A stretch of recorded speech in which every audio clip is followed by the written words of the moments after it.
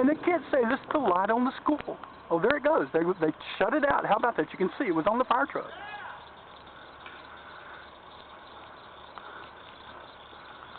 They basically say, I mean, obviously they're not worried about citizens, because if they were worried about the citizens, they'd be knowing. I mean, already they ought to know. This is a small town. People talk.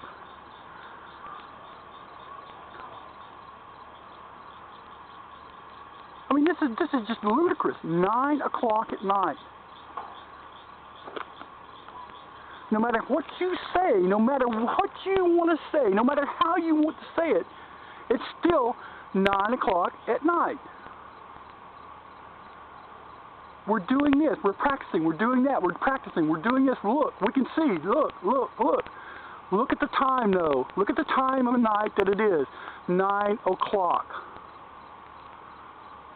I wonder how many people would like it if they had a big truck sitting out in their front yard. Like I said, there's my house. There's the trucks.